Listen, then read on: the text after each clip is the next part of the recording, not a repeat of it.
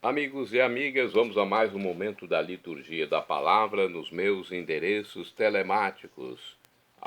@Paulo Roberto Maciel, Maciel 7919.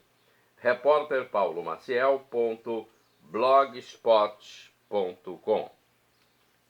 Endereço geral Paulo Roberto Maciel, Maciel. É só digitar e você vai ao YouTube, Instagram, Facebook e blog. A liturgia que eu transmito neste dia é a referente ao dia 11 de fevereiro de 2026, quarta-feira, quinta semana do tempo comum, no ano litúrgico A na Igreja Original de Cristo, a Igreja Católica Apostólica Romana.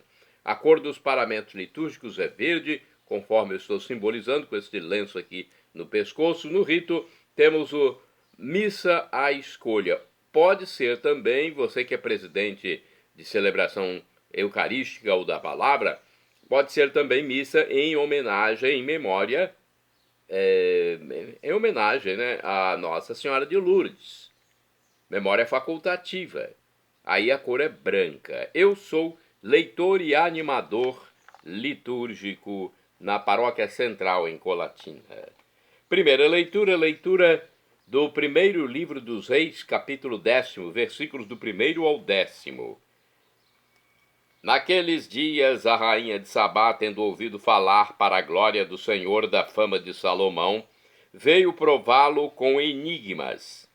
Chegou a Jerusalém com numerosa comitiva, com camelos carregados de aromas e enorme quantidade de ouro e pedras preciosas. Apresentou-se ao rei Salomão e expôs-lhe tudo o que tinha em seu pensamento. Salomão soube responder a todas as suas perguntas. Para ele, nada houve tão obscuro que não pudesse esclarecer. Quando a rainha de Sabá viu toda a sabedoria de Salomão, a casa que tinha construído, os manjares da sua mesa, os cortesãos sentados em ordem à mesa, as diversas classes dos que o serviam e suas vestes, os copeiros, os holocaustos que ele oferecia no templo do Senhor, ficou pasmada e disse ao rei: realmente era verdade o que eu ouvi no meu país a respeito de tuas palavras e de tua sabedoria. Eu não queria acreditar no que diziam, até que vim e vi com meus próprios olhos e reconheci que não me tinham dito nem a metade. Tua sabedoria e tua riqueza são muito maiores do que a fama que chegaram aos meus ouvidos. Feliz a tua gente, felizes os teus servos, que gozam sempre da tua presença e que ouvem a tua sabedoria. Bendito seja o Senhor teu Deus, a quem agradaste, que te colocou sobre o trono de Israel, porque o Senhor amou Israel para sempre e te constituiu rei para governares com justiça e equidade. Depois ela deu ao rei 120 talentos de ouro e grande quantidade de aromas e pedras preciosas. Nunca mais foi trazida tanta quantidade de aromas como a que a rainha de Sabá deu ao rei Salomão. Palavra do Senhor, graças a Deus. Olha, essa passagem é famosa. A rainha de Sabá visita o rei Salomão para testar sua sabedoria, porque ela tinha ouvido falar e constatou que ele tinha muito mais sabedoria dada por Deus do que tinham-lhe dito. Agora é o Salmo responsorial, é o 36, na Bíblia Vulgata. Pode ser o 37 se for na Bíblia de Jerusalém. Então, se você tem que verificar se está na Bíblia Vulgata, que é a tradução da Septuaginta, ou na Bíblia de Jerusalém. Os versículos 5º ao 6º, 30, 31, 39 a 40, refrão 30a. O justo tem nos lábios o que é sábio. Repitamos: o justo tem nos lábios o que é sábio. Deixa aos cuidados do Senhor o teu destino. Confia nele, e com certeza ele agirá. Fará brilhar tua inocência como a luz, e o teu direito como o sol do meio-dia. O justo tem nos lábios o que é sábio. O justo tem nos lábios o que é sábio. Sua língua tem palavra de justiça, traz a aliança do seu Deus no coração, e seus passos não vacilam no caminho. O justo tem nos lábios o que é sábio. A salvação dos piedosos vem de Deus. Ele os protege nos momentos de aflição. O Senhor lhes dá ajuda e os liberta. Defende-os e protege-os contra os ímpios e os guarda porque nele confiaram. O justo tem nos lábios o que é sábio. Agora vamos ao Evangelho. Vamos primeiramente aclamá-lo e depois proclamá-lo. Aleluia, aleluia, aleluia, aleluia. Aleluia, aleluia, aleluia, aleluia. A vossa palavra é a verdade. Santificai-nos na verdade. Aleluia, aleluia, aleluia, aleluia. Aleluia, aleluia, aleluia, aleluia. O Senhor esteja convosco, Ele está no meio de nós. Proclamação do Evangelho de Jesus Cristo segundo São Marcos, capítulo 7, versículos do 14 ao 26. Glória a vós, Senhor. Purifique, Senhor, minha mente, meus lábios e meu coração, para acolher tua palavra, para que produza frutos na minha vida. Naquele tempo, Jesus chamou a multidão para perto de si e disse: Escutai todos e compreendei. O que torna impuro o homem não é o que entra nele vindo de fora, mas o que sai do seu interior. Quem tem ouvidos para ouvir, ouça. Quando Jesus entrou em casa, longe da multidão, os discípulos lhe perguntaram sobre essa parábola. Jesus lhes disse: Será que nem vós compreendeis? Não entendeis que nada do que vem de fora e entra numa pessoa pode torná-la impura, porque não entra em seu coração, mas em seu estômago e vai para a fossa? Assim, Jesus declarava que todos os alimentos eram puros. Ele disse: o que sai do homem, isso é o que torna impuro. Pois é de dentro do coração humano que saem as más intenções, imoralidades, roubos, assassínios, adultérios, ambições desmedidas, maldades, fraudes, devassidão, inveja, calúnia, orgulho, falta de juízo. Todas essas coisas, mas saem de dentro, e são elas que tornam impuro o homem. Palavra do Senhor, graças a Deus. Purifique, Senhor, a minha mente, meus lábios e meu coração, para acolher sua palavra, para que produza frutos na minha vida. Na revista Igreja em Oração, vamos saber da explicação da liturgia da palavra. O evangelho que ouvimos hoje é a continuação do que contemplamos anteriormente. Marcos 7, versículos do 1 ao 13. Se em Marcos 7, capítulo 6, a contraposição girava em torno de lábios exterior e coração interior, a contraposição que aparece na passagem de hoje ocorre no versículo 19, centro da passagem. Versículo 19. É o centro da passagem, segundo essa explicação, porque não entra em seu coração, mas em seu estômago e vai para a fossa. Jesus contrapõe o coração ao estômago. Ele está se referindo àquilo que está no nosso coração e àquilo que está no estômago.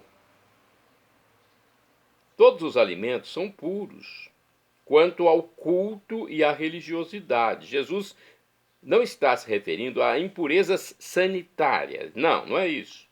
Ora, qualquer alimento que entra pela boca e vai ao estômago e toma o seu destino natural, nós sabemos como acontece isso. Nada do que vem de fora e entra numa pessoa pode torná-la impura, porque não entra em seu coração, mas em seu estômago e vai para a fossa. A questão é relativa ao que sai do coração, pois dali é que saem as más e boas intenções e inclinações do ser humano, tornando-o puro ou impuro diante de Deus. O evangelista Marcos apresenta uma lista de 12 vícios, 6 no plural e 6 no singular. 12, número da totalidade, plural e singular. Pessoal e comunitariamente, os discípulos de Jesus devem procurar evitar tudo que ameaça a relação pura e santa com Deus e com os irmãos. Então, cuidado com aquilo que você pensa e fala, e não se preocupe tanto com a questão daquilo que você come. Lógico, como já disse, a reflexão não se trata de questão sanitária. Santos do dia 11 de fevereiro. Olha, dia 11 de fevereiro, a missa pode ser em homenagem a Nossa Senhora de Lourdes. Vamos saber um pouquinho sobre ela? No dia 11 de fevereiro de 1858, na França, 3 meninas saíram da humilde casa de um desempregado, o moleiro Soubirous, para buscar lenha às margens do rio Gave. Eram elas Bernadette, uma irmã e uma amiga. O tempo estava nublado, fazia frio e elas precisavam atravessar um riacho raso para chegar ao penhasco rochoso de Massabielle. Bernadette sofria de asma e deteve-se ao longo da margem, enquanto as outras duas atravessaram o rio. Nisso, um súbito sussurro entre as árvores despertou a atenção de Bernadette, que ergueu o olhar e viu na cavidade da rocha uma senhora jovem, belíssima, vestida de branco, que lhe sorriu. A menina encontrou-se com as duas companheiras e contou-lhes o que viu.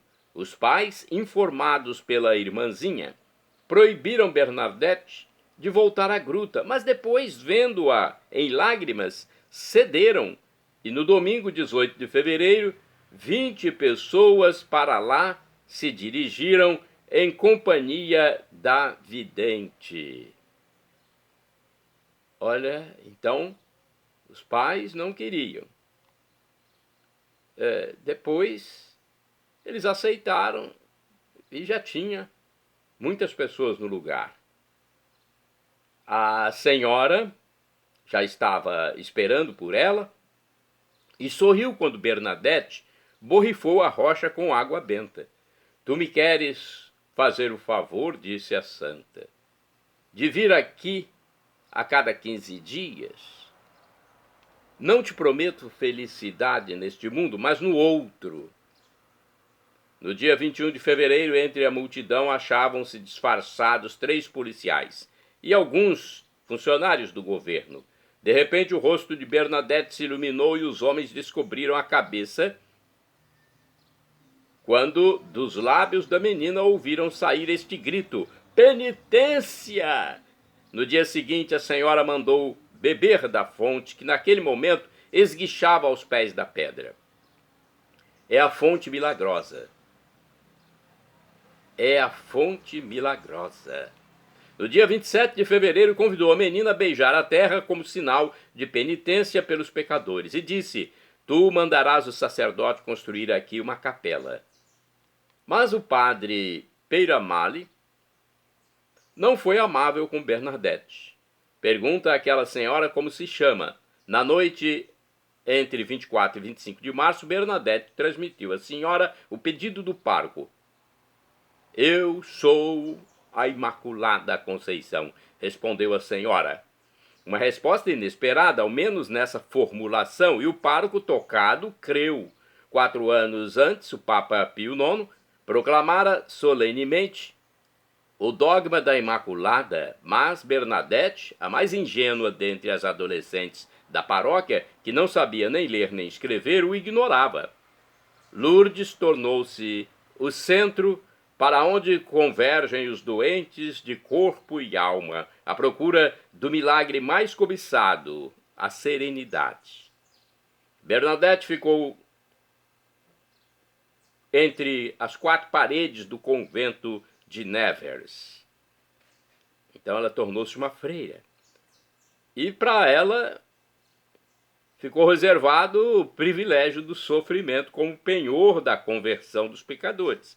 Nossa Senhora disse que não daria a ela felicidade na terra, mas no céu, na próxima vida, na vida eterna. Foi construída no local da aparição uma igreja católica e em 1862, com uma carta pastoral, o bispo de Tarbes consagrou Lourdes como santuário mariano internacional. Nossa Senhora de Lourdes, rogai por mim, rogai por nós. Santa do dia 11 de fevereiro, Santa Sotéria, virgem e mártir na Via Ápia. A jovem Sotéria, de família nobre, mas de espírito humilde, decidiu dedicar sua vida às obras de caridade.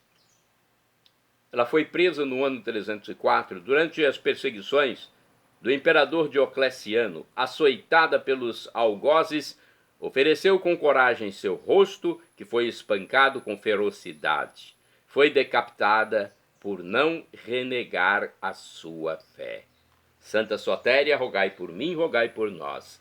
Santo do dia 11 de fevereiro, São Gregório II, Papa. São Gregório, que foi Papa de 715 a 731, é recordado sobretudo pela evangelização dos povos nórdicos.